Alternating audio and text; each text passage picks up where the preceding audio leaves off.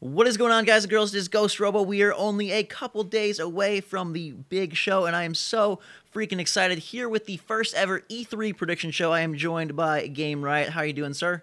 Not bad, not bad yourself. I am very, very pumped. I'm going to be actually, well, when this video goes up, I'm probably on a plane right now flying to LA for E3 2013. We are going to go through the three major companies, Microsoft, Sony, Nintendo, and give you our biggest and best predictions for each of their conferences. Starting things off with Microsoft, you want to kick it off, Scott? Yeah, go for it. Halo 5 will be announced at the show. I think it might be right at the end. Not much to show, but just like a little teaser of like the visor and just sort of like, oh look, Halo 5's coming next year or something. And I think they'd like tease you. And I think Bethesda might be at the show as well. That's my inkling. With Fallout 4. Fingers freaking crossed. I don't want to see anything else from them. I know they've done some of these other little deals with Wolfenstein, and like that's cool, but everybody wants the Fallouts. That's what we're hoping for. Halo 5 I think could definitely be there, and I think you're right. Probably no huge gameplay demo, just like a little wink nod Master Chief tease. I'm gonna say just really pulling this one out of the hat that they have some sort of partnership working out with the Mass Effect team and show a teaser for the fourth new non-Shepard based Mass Effect game. Oh, I completely forgot about that. That could be EA actually, maybe. Who knows, the EA conference or the Microsoft one. It could be. I know that BioWare is supposedly bringing Dragon Age 3 Inquisition to the show, but you have to imagine that they'll have Mass Effect is gigantic. It would be a big get for Microsoft if they could show off something from them, and I'm still really fingers crossed pulling for Banjo-Kazooie to be the rare game that Microsoft has at the conference. I mean, we mentioned Mirror's Edge a bit as well, didn't we? Mm-hmm. And that could be announced at the Xbox conference. It could be exclusive, you said, didn't you, on the Xbox One? I think it will be. I think Mirror's Edge 2 is one of the ones that they are, they have that EA thing going on, some new partnership, and I think Mirror's Edge 2, EA has hinted at it heavily, and whether it's at the EA conference or Microsoft, I'm not sure, but the rumor is that it is going to be an Xbox One exclusive, which I would be super excited for. That's one of my favorite, favorite cult games of this generation, Mirror's Edge, and then so a new one. It's very underrated, isn't it? I think it's one of the games that come out. We didn't do overwhelming like the reviews and stuff, but I felt it just underestimated. It's a really good game. Absolutely, it sets a different tone. Like, it was kind of a very fresh experience. The free running, the whole first person thing, and even back then, I thought like that whole whitewashed city with sparing use of colors was really pretty. Yeah, so like that really bright red or blue and yellows, wasn't it? Yeah, really it could be a graphical showpiece on the Frostbite 3 or whatever, Frostbite 2, whatever their engine is called. Let's talk price for the Xbox One and release date. When do you think this is going to come out, and what do you think they're going to charge for their gigantic new box? I think they go for a worldwide launch, hopefully. Fingers crossed. Your fingers are definitely crossed for that. I reckon late November. Okay. Sort of around when Watch Dogs comes out, maybe. Okay. And that's going to be around $450. Okay. I hope. But like $500, about £400-ish. I think they're going to definitely try to get under 500, just because I think saying it's $499 seems really daunting. I'm going to say that they go even lower and get it down to $399. I don't know if that's possible, but I think if either company is going to do it, it will be Microsoft. And I think that they're going to launch early November and try to sort of pair it with Call of Duty Ghosts, since they have some exclusive content for that, or at least some timed exclusivity.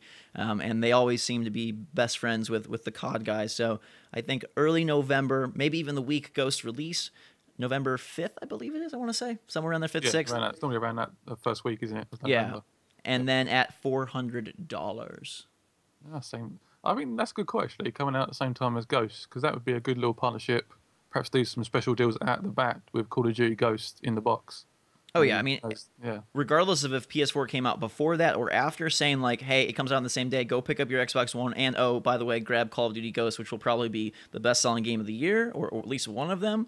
It's kind of a really nice little duo they would have going on there. Especially if they don't have a great kickoff exclusive, like they don't have Halo to match, Killzone and Infamous or anything like that. They could sort of make Forza, isn't it? Yeah, Forza, God. Racing games are cool, but when there's like 6 different ones, you have Drive Club is the PlayStation 4 one, you have Gran Turismo 6 for PS3, you got Forza 5 for Xbox, and supposedly Ubisoft is doing The Crew, like another big racing game. It's like, how many do we need? I mean, I'm not a big fan of games this is another segment, but for another day. But I think when it gets into like 5 and 6s, I feel like We should end the franchise there and just carry on, please. So Final Fantasy should have been dead like 15 years ago. Yeah. Well, that's another discussion, maybe. Speaking of Final Fantasy, moving on to Sony, they will be revealing the future of Final Fantasy at their conference. And what else do you think they're going to bring out? I think they've got to bring out Naughty Dogs, the second team, and perhaps show Uncharted or even a new game, maybe. Who knows? Preferably, I'd like them to push Uncharted to the side, but the name's quite big now, I think, in the gaming community. A very pretty game. I think they announced that and sort of show it off in some like teaser trailer form, probably as well. As sort of their like big graphical, because Uncharted 2 was really pretty. Uncharted 3, still pushed visuals, and they could have Nathan Drake walk out there in glorious 4K resolution or whatever they bring him out at.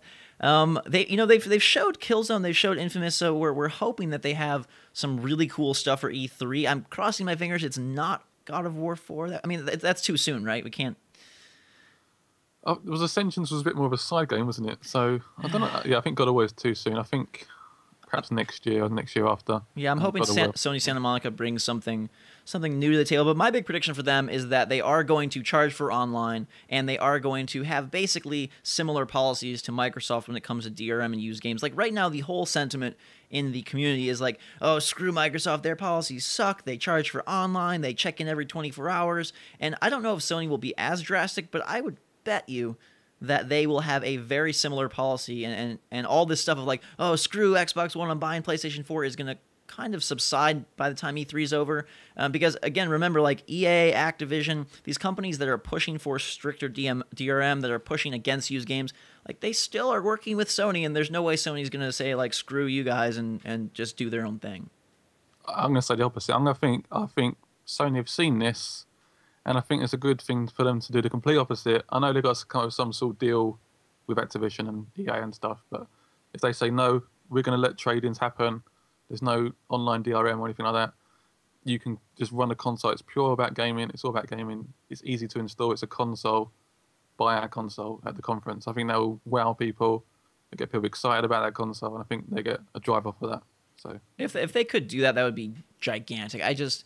For me personally, I can't see how they would give up all that money, or the publishers would be willing to do that. But if they do, you're absolutely right. That would be the thing everybody's talking about, is like Sony is friendly and loves us, and Microsoft hates us, and that would be a big push for price for Sony. Last time they had the whole debacle where they're talking, you're gonna have to get a second job to buy a PlayStation 3. Do you think they're gonna go equally high this time? The console's so powerful in my eyes. Anyway, it's got so much stuff in it. I can't see it being low. I can see it almost being higher than the Xbox. Mm-hmm. I mean, they have the stronger RAM. Or the more expensive RAM, and they have, one thing that's interesting too is the controllers this time are a lot more like technical and stuff. Yeah, so I'm worried about like $80 controllers. This generation we had $50, $60 controllers, and so you have to imagine, are we looking at $100 controllers? Well, I spoke to you quite recently. I said, I've heard rumors of $100 controllers coming out, and it's just like, what? It's just unbearable to think I've got to pay $100 for a new controller. Absolutely crazy. I mean, you'll get one in the box, obviously, but for a second one, it has the touchpad, it has sort of that light bar, and obviously the everything else that the DualShock 3 had. So yeah, I think Sony is going to be higher than Microsoft. So if Microsoft can get it to 400, I think Sony will be 450. I think would be a fair price, and I'm going to say that they're going to launch before Xbox One. They're going to try to put it into October. Microsoft had the huge lead time last generation, and they want to get out a little bit ahead. Maybe pair it with Battlefield 4, which is also releasing in October. So, PlayStation 4 aligns with BF4, Xbox One aligns with COD Ghost, and they have their little duel of the gun games. Haven't they already announced they're doing more stuff with Xbox One, haven't they? EA and Battlefield? For DLC? Not for DLC. I think they've sided with that console more. I'm sure they have. Anyway, yeah, I reckon they're going to be a slightly more pricey, about $50 more, and obviously more pounds as well. Yeah, so around $550 maybe, $500 maybe for the PS4, roughly. So much money. Do you think they'll try to get out before Xbox or after? Or what if they came out the exact same week? They could do, to be honest. I mean, they're going to announce it at E3, aren't they? So I guess they're going to have to, aren't they? They're going to have to say it's going to come out this time. I reckon they're going hope to so. try and sneak it out just before in November, but I don't know. What if they came out the same week? Would that be is that too crazy? Is that too crazy to go directly head to It's head? too crazy for me. It So would much be money going out in 1 week. it would But be the most expensive and most hectic YouTube week in the history of all of YouTube. Do you think they're going to have anything? You know, because we mentioned that they showed Infamous, they showed Killzone, they've shown obviously Battlefield 4, they've shown Drive Club. Do you think that they have any other either past IPs or some brand new IP that they can be there like, one more thing, like they're you know, Microsoft might end with Halo 5, but what could Sony end with? I did say before, I think Uncharted could end it. Yeah, Uncharted that's 4 could true. end it. I mean, we haven't seen Infamous gameplay yet, have we? I No. don't think we have. I mean, did they say it was gameplay, or was it like a cutscene? It was like in-engine stuff, wasn't it? Apparently. I could see them not like as a game announcement, but I could see them just to show visual power having like a just gorgeous Kratos model, you know, tearing people apart, just as like a hey, look, we don't forget about this. Or they trot out the Last Guardian, which has vanished from the face of the earth. That is true. Yeah, that's this little thing of this just keeps dragging on and on that we want to play so badly. That it would be cool if they could bring that out. It's supposed to be a PS4 title now. So Nintendo, they are not doing a conference at the show, and most people think that's a big no-no, but they will have a bunch of Nintendo Directs. They're trying to bring the information directly to the fans, going to have some partnership with Best Buy here in the States to let people play the games, and of course they will have everything playable at the show floor. I know you're not the hugest fan of the Wii U, but any predictions from you? I think they're just gonna, but perhaps announce a new bundle, perhaps some more gigabytes, perhaps announce some new colors. I think they're going to discontinue the white one. Probably won't actually say that actually in the conference, but I think they're going to discontinue that one. Perhaps add some bigger models out and just, yeah, not too much to be honest. From my side. I miss colors. I mean, when they first announced the Wii, they showed like a lime green one, a bright red one, and now it's like every box is black. And I understand they want to fit in with the living room and stuff, but it would be crazy if they brought out like a purple Wii U because they do so many awesome ones with 3DS. And Vita kind of tries to a little bit more, at least in Japan. But I think that, you know, I think that they will really push this new Mario game above and beyond what people are expecting. I've heard some rumors that it's the biggest Mario game ever, and I'm really kind of hoping they do go all out and do this open world Mario thing just for a crazy new idea. Also, Retro Studios has a new game, and while I kind of hope it's a new IP, I think Metroid Prime 4 in HD would look stunning and be kind of a nice... a big title that could appeal to mainstream and also really, really make some hardcore Nintendo fanboys happy. Yeah, I mean that Metroid would be a good suggestion, but I think the last one sold so badly. I think they might have scrapped that franchise almost. They could. I hope they haven't, but I just. Super Smash Brothers 4, whatever they end up calling that, with 3DS connectivity will be there. That could be cool as well. But it'll be interesting to see if they can muster up a big enough lineup to challenge sort of the huge momentum that new consoles will set in place for Sony and Microsoft. And I mean, people are kind of already writing off the Wii U as sort of a dead in the water, but Nintendo is a pretty smart company with a lot of money, so you have to imagine that between Mario Kart, Mario, and whatever else they have, they're going to at least make a push, and I would venture to say do pretty darn well come this fall. They may push more towards like the third-party stuff, because I know EA have come out and said we haven't got any games planned for the Wii U at all. Right. I think it's a weird place. You know, obviously you need third parties for sales, but if your system isn't selling well, third parties don't want to develop on it. I heard a really interesting rumor that was, you know, Nintendo was unwilling to do stricter DRM, and Sony and Microsoft were, and that's why some of these bigger publishers, Activision, EA, are shying away from developing for the Wii U because Nintendo did not want to push some of this next-gen, you know, piracy, used game prevention stuff. Yeah, that's a good little rumor. I haven't heard that one before. I guess it would make sense. Sony have been kept very quiet, haven't they, about their DRM stuff? They're sort of letting it settle down, and then I hope they sort of clear it up at E3.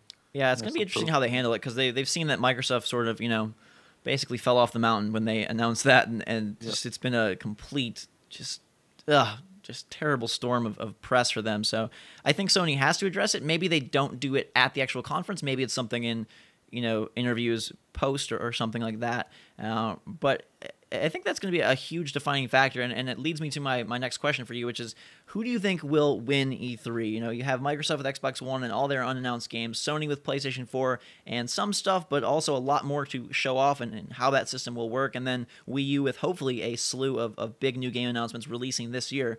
Who is your predicted winner? I put the Wii U last. Surprise. Aw.